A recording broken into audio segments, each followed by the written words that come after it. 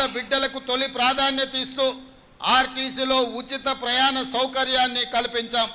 ఈ పథకం ద్వారా జూలై ఆఖరు నాటికి మహిళలకు 2,351 కోట్ల రూపాయలు ఆదా చేయగలిగామని సగర్వంగా చెప్పగలను. రాష్ట్రంలో వైద్యం అందక ఏ ఒక్క ప్రాణాలు పోకూడదన్నది మా ప్రభుత్వ ఆశయం. ఈ రాష్ట్రంలో నిరుపేదల సైతం కార్పొరేట్ ఆసుపత్రికి వెళ్ళి ఖరీదైన వైద్యాన్ని పొందాలన్న లక్ష్యంతో ప్రజా ప్రభుత్వం అధికారంలోకి రాగానే ఆరోగ్యశ్రీకి పూర్వ వైభవాన్ని తెచ్చే ప్రయత్నం మేము చేశాము. గతంలో కాంగ్రెస్ ప్రభుత్వమే ఈ పథకాన్ని ప్రవేశపెట్టింది.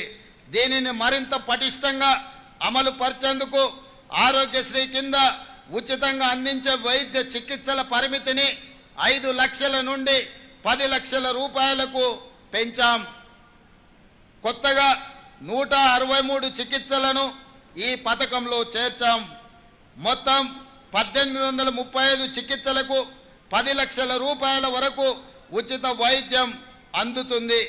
ఆరోగ్యశ్రీ ప్యాకేజీల ధరలను 20% పెంచాం. అవయవ మార్పిడి సహా ఆధునిక చికిత్సలను అందుబాటులోకి తీసుకువచ్చాం. రేషన్ కార్డుతో సంబంధం లేకుండా ఆరోగ్యశ్రీ పథకం అమలు చేయాలని మా ప్రభుత్వం నిర్ణయించింది.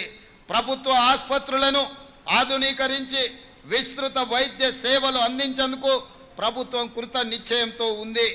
రాష్ట్రంలో ప్రతి ఒక్కరికి ప్రత్యేక గుర్తింపు సంఖ్య గల డిజిటల్ హెల్త్ ప్రొఫైల్ కార్డు జారీ చేసే విధానాన్ని త్వరలో ప్రారంభిస్తాం. పౌరుల ఆరోగ్య సంబంధిత సమాచారం ఒకే చోట అందుబాటులో ఉండి సులభంగా రోగ నిర్ధారణ సత్వర చికిత్సకు వీలు కల్పించేందుకు ఈ ఆలోచన చేస్తున్నాం.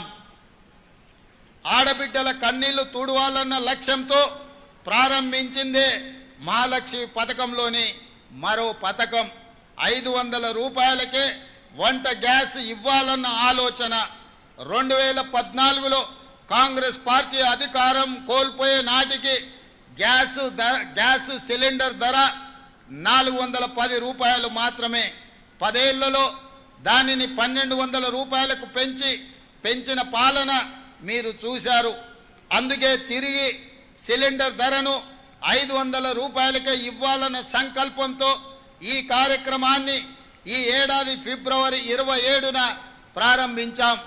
40 లక్షల మంది లబ్ధిదారులతో మొదలైన ఈ పథకం ప్రస్తుతం 43 లక్షల మందికి లబ్ధి చేకూర్చుతుంది.